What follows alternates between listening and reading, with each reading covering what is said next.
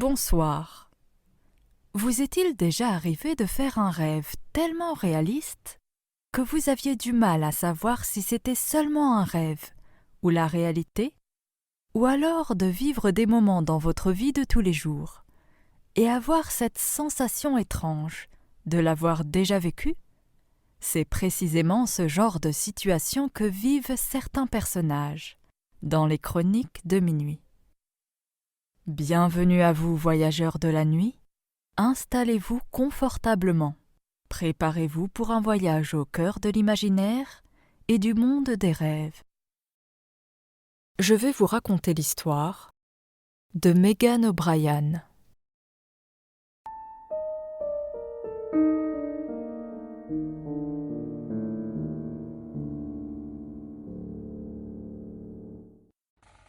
Megan vit en Écosse, pays de mystères et de légendes. Son travail de réceptionniste dans un cabinet médical ne lui convenait plus.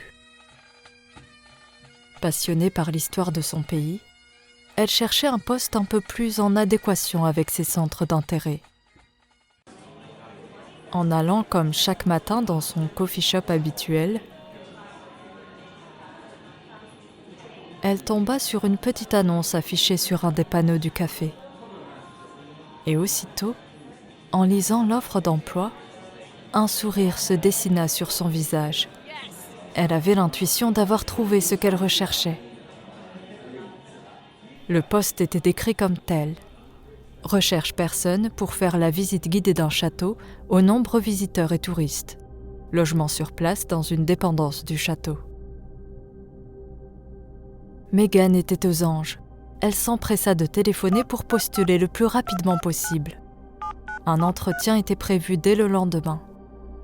Elle disposait de sa propre voiture et se rendit dans les Highlands, là où se trouvait le château. Juste avant d'entrer dans la propriété, il y avait un énorme pont qui donnait presque l'impression, qu'en le traversant, il était possible de voyager dans le temps. Le château était immense et avait des allures gothiques. Lady McCormick, la dame des lieux, l'accueillit. Son mari était à la chasse et c'était elle qui s'occupait de toute la gestion du personnel concernant le château. Megan s'était mise sur son 31. Elle était en tailleur et voulait absolument faire bonne impression. En déambulant dans le château avec Lady McCormick, elle s'imaginait déjà à son poste, en train de faire visiter le château aux touristes de passage dans la région. Dans certaines des grandes pièces, il y avait des têtes de sangliers et de cerfs accrochés çà et là, et d'immenses cheminées ornées du blason de la famille McCormick. À l'étage, il y avait une cornemuse qui était posée sur un meuble au centre d'une pièce. Certaines des tapisseries étaient faites avec le même genre de tissu utilisé pour confectionner les traditionnels kilts. On ne pouvait pas faire plus écossais. Le plus impressionnant était peut-être la galerie des portraits, pièce où se trouvaient les portraits de tous les membres de la famille McCormick, depuis plusieurs générations. Le château avait été bâti par Lord McCormick, premier du nom. Megan demanda lequel des tableaux représentait le Lord. Lady McCormick lui dit alors que c'était celui qui était un peu de travers. Elle avait beau l'arranger pour qu'il soit droit, mais certains matins, elle retrouvait le tableau presque décroché. Lord McCormick avait eu beaucoup d'influence dans la région. Beaucoup de mystères entouraient cet homme et sa vie. La légende locale dit que le fantôme de Lord McCormick entrait le château. Le fait que le tableau se décroche serait signe de son mécontentement en voyant des étrangers entrer dans sa demeure. Mais bien sûr, la maîtresse actuelle des lieux ne croyait absolument pas à ces oui-dire farfelus. La visite se termina par le studio situé dans une dépendance du château, et il y avait tout le nécessaire. Megan s'y voyait déjà. Elle allait être vraiment bien dans ce studio. Puis, à la fin de la visite, Lady McCormick raccompagna Megan à sa voiture. Elle lui promit de lui donner une réponse rapidement. Et comme convenu, avant la fin de la semaine, Meghan reçut le fameux coup de fil. Les nouvelles étaient très bonnes. Elle avait été choisie pour être le nouveau guide du château. Elle empaqueta ses affaires et s'installa dès le lendemain. Lady McCormick lui avait laissé un énorme livre, aussi lourd qu'une brique, retraçant l'histoire du château et de la lignée McCormick. Elle avait également laissé une note. Elle demanda à Meghan d'apprendre et savoir restituer parfaitement l'histoire du château à tous les visiteurs. Mais Meghan ne se laissa pas intimider par la tâche qui l'attendait. Elle se mit aussitôt à lire et prendre des notes sur l'essentiel des informations. L'histoire du premier Lord McCormick était assez fascinante. Il était écrit dans le livre qu'il avait laissé des bohémiens en passage dans la région camper sur son terrain. C'est là qu'il rencontra une diseuse de bonne aventure qui lisait dans les paumes des mains. À partir de cet instant, il voua une fascination aux sciences divinatoires et les autorisa à rester plus longtemps. Bien sûr, tout cela était très mal perçu par la population locale, qui y voyait le mal absolu. L'épouse du lord était aussi très mécontente de cette situation, si bien qu'elle lui fit un ultimatum. Soit il demandait aux bohémiens de partir, soit c'était elle qui allait le quitter. À contre-cœur, il leur demanda de partir, mais en guise de remerciement pour son hospitalité, la diseuse de bonne aventure lui fit un don, pour qu'il vive sur sa terre natale éternellement. Sacrilège! S'offusquèrent les membres présents de la famille McCormick. Une telle chose n'est pas possible. D'autres disent qu'au contraire, la bohémienne aurait lancé une malédiction. Car peu de temps après cela, Lord McCormick mourut de façon subite pendant son sommeil, juste au moment où son portrait avait été achevé. La légende dit que, contrarié par le fait que la prophétie de la voyante n'eut pas lieu, son esprit errait dans le château. La propriété comptait plusieurs hectares, qui, depuis des générations, est en partie louée à des éleveurs de moutons. On y trouve aussi le château et 2 dépendances, une étant la maison du gardien, M. Davis, et l'autre le studio de Meghan. Elle n'eut aucun mal à s'habituer à son nouveau foyer. Elle décida de s'octroyer une promenade matinale dans le bois de la propriété. Nous étions en plein automne, et la couleur changeante des feuilles était un ravissement pour les yeux. Les odeurs d'herbes fraîches et de mousse éveillaient les sens. Elle eut même la chance d'apercevoir un cerf non loin d'elle, en sortant du bois.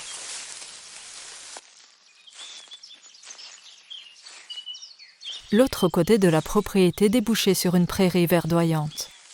Il y avait un troupeau de moutons qui était en train de paître. Un berger du nom de M. Ascot se présenta à elle. Sa famille louait ce terrain depuis 4 générations. Il lui raconta que dans le coin, on dit que le château est hanté. Et chaque soir de pleine lune, on entend quelqu'un jouer de la cornemuse dans les terres près du château. Meghan coupa court à la discussion. Elle allait être en retard pour son premier jour en tant que guide.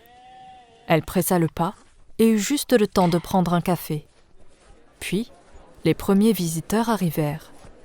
Des touristes japonais, des Français et des Anglais. Elle leur présenta les lieux avec le plus grand professionnalisme. On aurait cru qu'elle avait fait cela toute sa vie. Ils flânaient tous dans les couloirs pittoresques de ce château antique. Ils arrivèrent à la galerie des portraits. Meghan remarqua que le tableau du lord était de biais. Elle l'ajusta et poursuivit le reste de la visite. Puis, elle guida ses hôtes vers la boutique de souvenirs du château. Lady McCormick n'était pas loin. Elle l'avait aperçue et la félicita pour cette première journée réussie. Elle en profita aussi pour lui dire que ce week-end, le château serait fermé à la visite, car elle et son mari partaient en voyage. Seul le gardien et sa famille seraient présents. Meghan prit note de cette information, Rester dans cette propriété ne lui faisait pas peur. Au contraire, elle se sentait parfaitement bien ici. Dès le vendredi soir, les McCormick quittèrent le château. Ils laissèrent leurs dernières instructions à M. Davis. Celui-ci fit le tour du château et ferma soigneusement chaque porte principale à clé. Puis, il alla dans son logement. Megan, elle, était dans son studio. De la fenêtre, elle pouvait voir le château. M. Davis lui demanda de la prévenir au moindre bruit suspect. Elle venait juste de dîner. Nous étions un soir de pleine lune, et la lumière de celle-ci se reflétait sur les fenêtres du château. Megan faisait la vaisselle et contemplait ce spectacle en même temps. Il commençait déjà à se faire tard, mais elle comptait finir sa soirée en lisant un bon livre devant la cheminée. Soudain, elle remarqua du mouvement dans une des pièces du château, plus précisément, dans la galerie des portraits. C'est comme si quelqu'un était passé furtivement devant la fenêtre. Elle resta un moment devant la fenêtre, pour être bien sûre de ce qu'elle avait vu. Mais c'était une fausse alerte. Peu de temps après, M. Davis sortit du château. Il était allé récupérer quelque chose. Plus tard dans la soirée, Megan fut réveillée par un bruit distant. Le son qui l'avait réveillée était celui d'une cornemuse. Elle se demanda qui pouvait bien jouer de cet instrument à une heure aussi tardive. Agacée, elle mit un oreiller sur sa tête et essaya de se rendormir tant bien que mal. Le lendemain, elle alla se promener comme il lui arrivait fréquemment de le faire. Le château était fermé à la visite et cette journée de dimanche s'annonçait radieuse. En revenant du bois, elle rencontra à nouveau le berger. Il lui demanda si elle avait entendu la cornemuse. Megan sourit et dit que oui, mais pour elle, il était évident que cela devait être un voisin un peu excentrique. Ou qui sait, cela pouvait tout aussi bien être ce berger. Elle s'empressa de rentrer, puis elle prit sa voiture et alla déjeuner et passer une partie de son après-midi chez ses parents. Le soir venu, elle reçut un appel FaceTime de sa meilleure amie Amanda, qui n'en revenait toujours pas que Megan habite près d'un château. Elle lui demanda de lui montrer la façade du château et, si possible, de lui faire visiter par écran interposé. Megan hésita, car il faisait trop sombre pour voir nettement tous les détails du château. Mais face à l'insistance de sa meilleure amie, elle céda. Elle se munit d'une lampe torche et croisa M. Davis à l'entrée. Celui-ci venait d'en sortir après avoir fait sa ronde. Il lui laissa les clés et lui demanda de les lui rendre dès qu'elle aurait fini. Elle entra dans le château et montra à son amie l'entrée et les pièces situées en bas. Elle voulut monter à l'étage, mais elle aperçut une lumière. M. Davis avait dû l'oublier, se dit-elle. C'est alors qu'elle entendit des pas lourds traverser l'étage. Elle trouva cela étrange. Peut-être que M. Davis était remonté sans qu'elle s'en aperçoive. Elle voulut en avoir le cœur net. Elle monta à l'étage et aperçut une silhouette masculine. Mais ce n'était pas M. Davis. Même si elle ne le vit que de dos, elle remarqua que cet homme-là était bien plus grand. Megan recula rapidement pour se cacher derrière un mur. L'homme s'arrêta et se retourna comme s'il avait senti sa présence.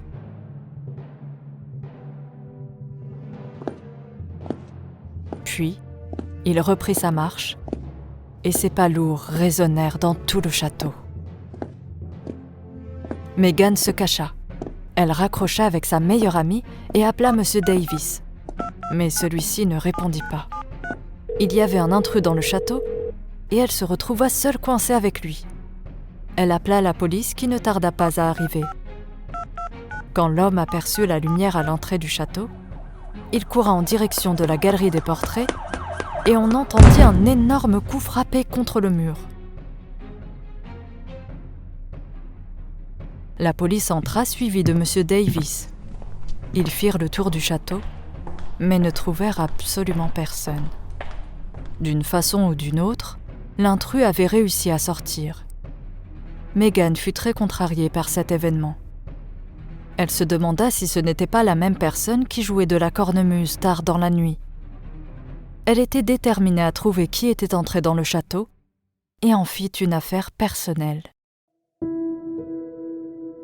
La nuit suivante, elle décida de rester en planque dans le château, et au moment où l'intrus arriverait, elle ferait signe à M. Davis. Elle était installée dans le couloir derrière une statue, tout près de la galerie des portraits. Elle n'avait pas peur de rester seule. Elle ne croit absolument pas aux fantômes. Et de toute façon, elle était en contact radio avec M. Davis, qui surgirait dès son signal. Meghan resta assise une bonne partie de la soirée. C'était très inconfortable et ses jambes commençaient à s'engourdir. Depuis le couloir, elle pouvait apercevoir une des fenêtres du château. On voyait la lumière de la lune éclairer presque directement les portraits. On aurait dit que cette fenêtre avait été placée là exprès, pour les éclairer naturellement la nuit. Puis, elle entendit du vacarme venant de la galerie des portraits.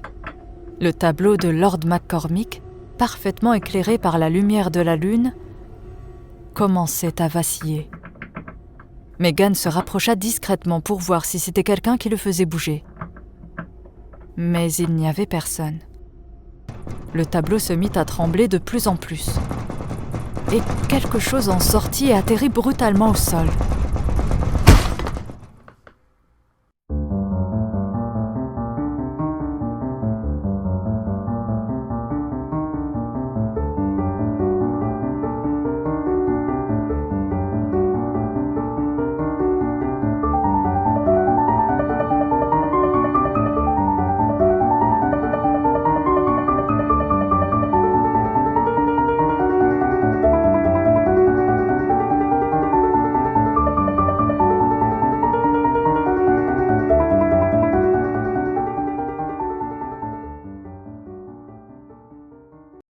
C'était un homme.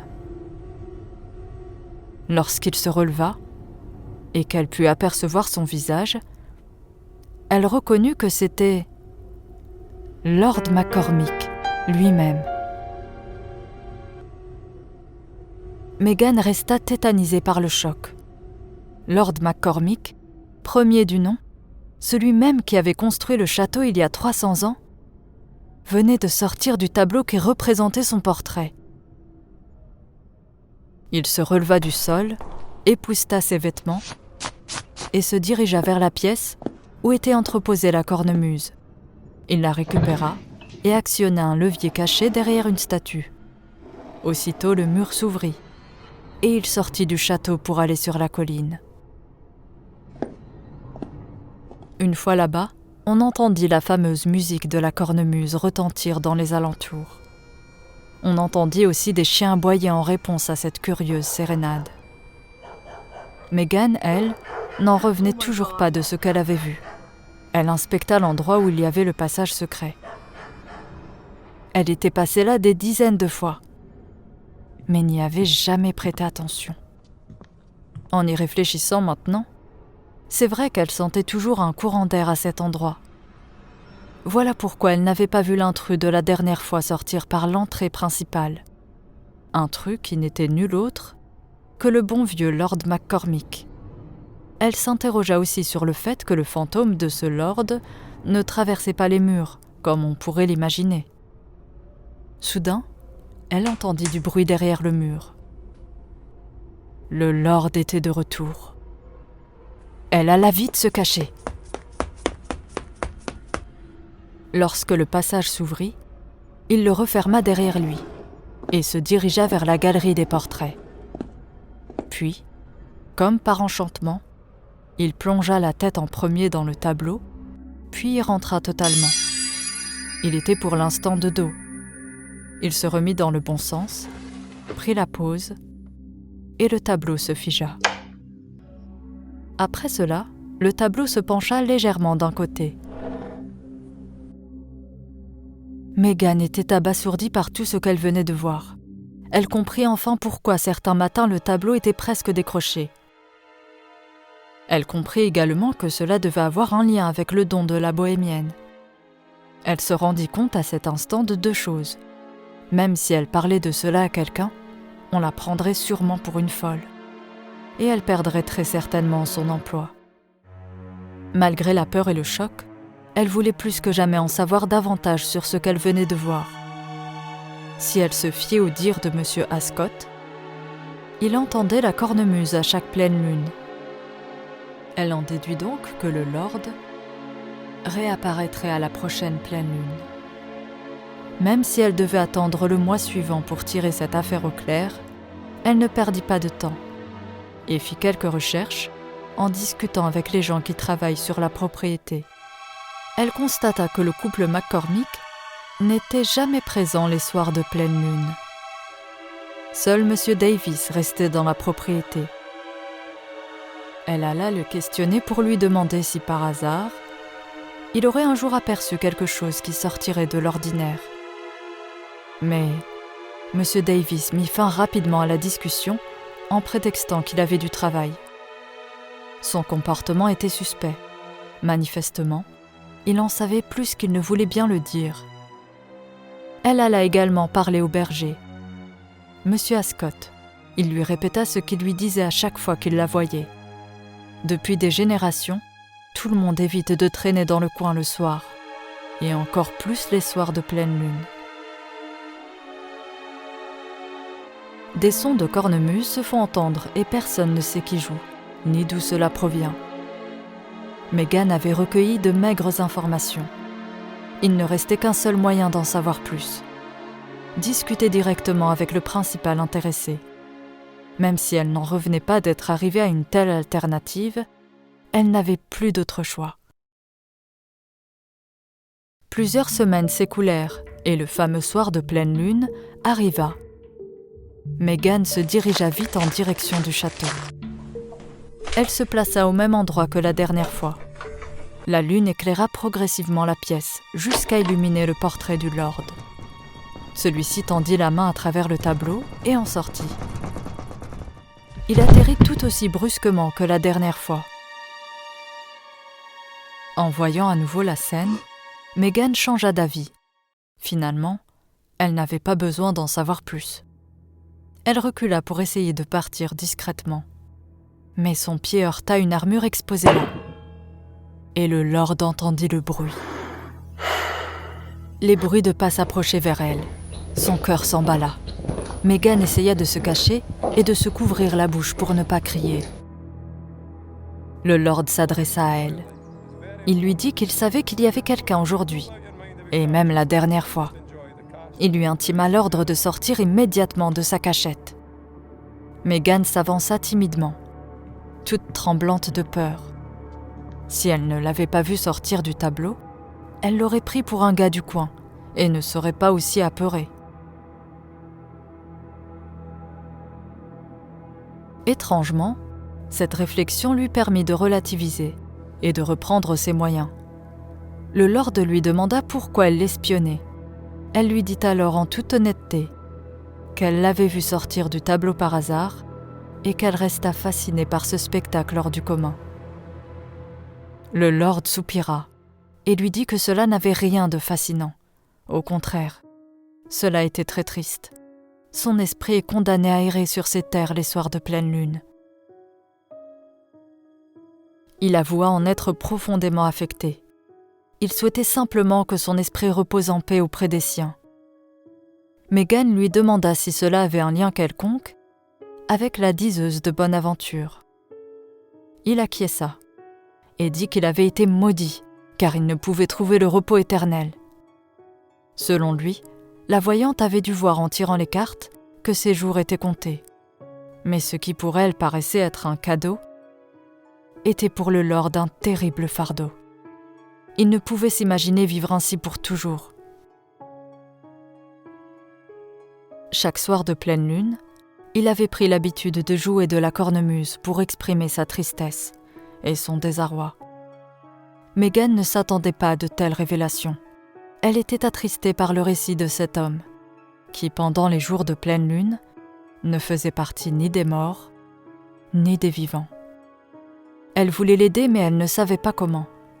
Elle ne voulait pas lui donner de faux espoirs.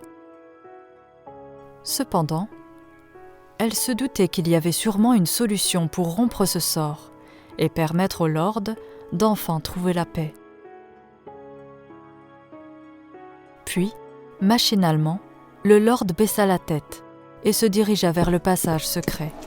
Et quelques minutes plus tard, on pouvait l'entendre dehors jouer de la cornemuse.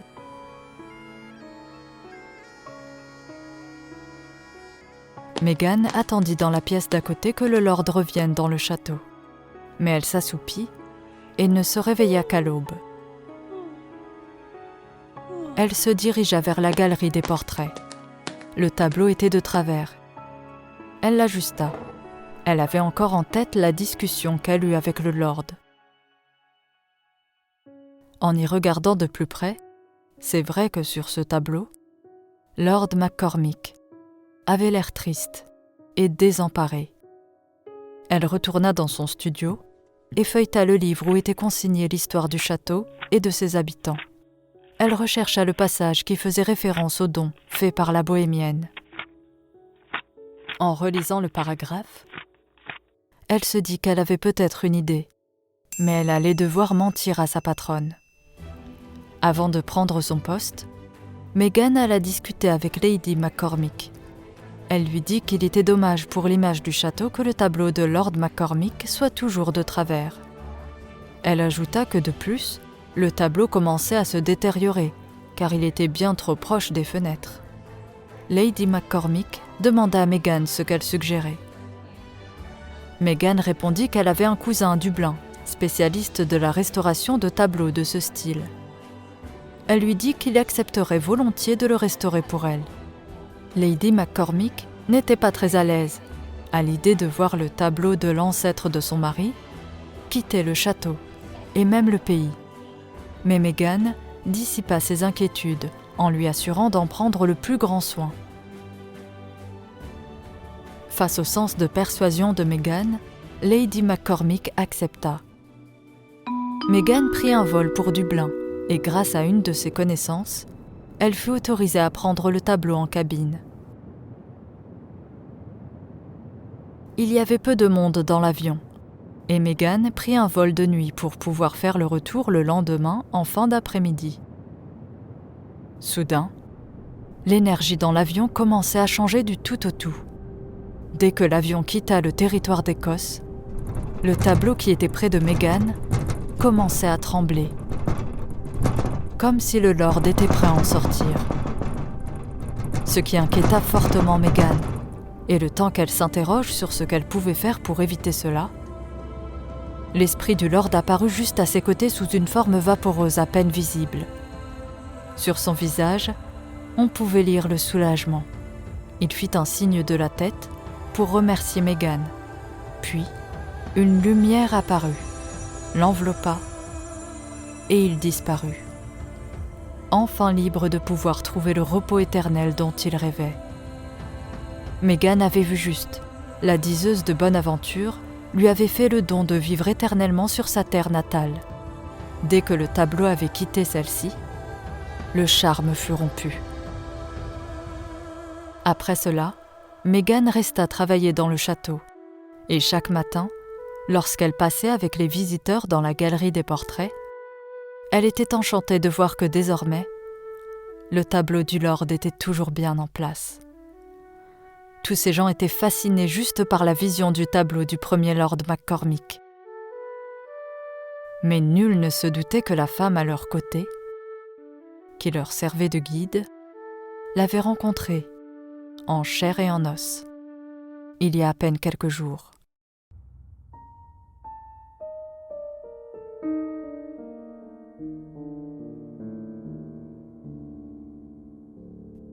Merci d'avoir suivi cet épisode. Si vous avez apprécié la vidéo, n'hésitez pas à mettre un pouce bleu et à vous abonner. Quant à moi, je vous dis à bientôt pour un nouvel épisode des Chroniques de minuit.